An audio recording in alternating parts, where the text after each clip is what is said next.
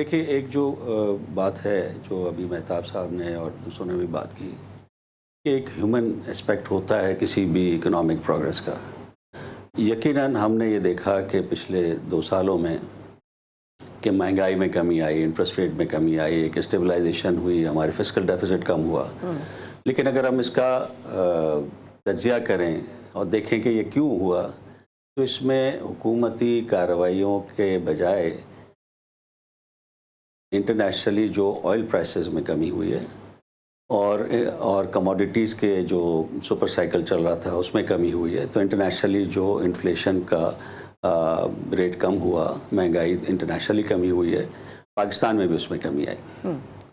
तो उसमें उसकी वजह से फिर हमारे इंटरेस्ट रेट्स भी कम हुए और जिस हमारे फिस्कल डेफिसिट भी बेहतर हुआ और सारे जो इशारे जो हमारे क्राइसिस के थे, ट्विन डेफिसिट के थे, दोनों करंट अकाउंट डेफिसिट और बजट डेफिसिट जो दोनों ठीक हो गए।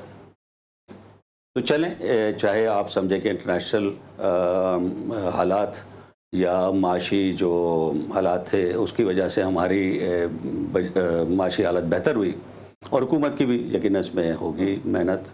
ख़ास तौर पे मैं स्टेट बैंक ऑफ पाकिस्तान की इस मामले में तारीफ़ करूँगा कि उन्होंने जिस तरह फॉरेन एक्सचेंज सेक्टर को डील किया है, उन्होंने बहुत अच्छी तरीके से उसको डील किया और जब मौका लगा उन्होंने अपने सरप्लस भी डेवलप किया। तो ये सब बातें तो अपनी जगह पे हैं कि हुकूमत की कारकर्दगी और इंटरनेशनल जो हालात थे दोनों ने मिलकर इकॉनमी को बेहतर किया।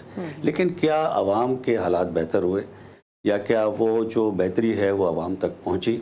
तो उसके लिए 2 इशारे या 3 इशारे मैं बात करूंगा। एक तो अनएम्प्लॉयमेंट की इन्होंने बात की, तो अनएम्प्लॉयमेंट के जो फिगर्स हमारे पास हैं पॉलिसी रिसर्च इंस्टीट्यूट के पास, तो उसमें हमने जो देखा है कि जो जिस वक्त हमने IMF प्रोग्राम शुरू किया था 2018-19 में, उस वक्त हमारी एम्प्लॉयमेंट रेट तकरीबन 6-6.5% थी और अब हमारी बेरोज़गारी की सतह तकरीबन 8-8.5% पर है।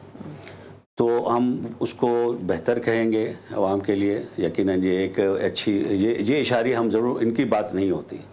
हम अक्सर ये बात करते हैं ट्विन डेफिसिट की और दूसरी चीज़ों की बात करते हैं, लेकिन हम ये नहीं बताते कि गुर्बत अब हमारी कितनी बढ़ चुकी है। कि जो जिस वक्त हमने IMF प्रोग्राम शुरू किया था उस वक्त गुर्बत की सतह तकरीबन 30-32% के करीब थी, वो आजकल 44% तक पहुँच चुकी है। बिल्कुल। तो ये इसके अलावा सिंध के अंदर तालीम के ऊपर जो सिंध की हुकूमत की एक जिम्मेदारी है तालीम, वहाँ पे तालीम में इनरोलमेंट में कमी आ चुकी है और इसके अलावा ड्रॉप आउट्स में इजाफा होता जा रहा है। तो ये सब चीज़ें जो जहाँ पे इलिटरेसी और जो लिटरेसी रेट ख़राब हो रहा हो, इसमें कमी आ रही हो, तो हमारा जो इस वक्त ह्यूमन डेवलपमेंट इंडेक्स है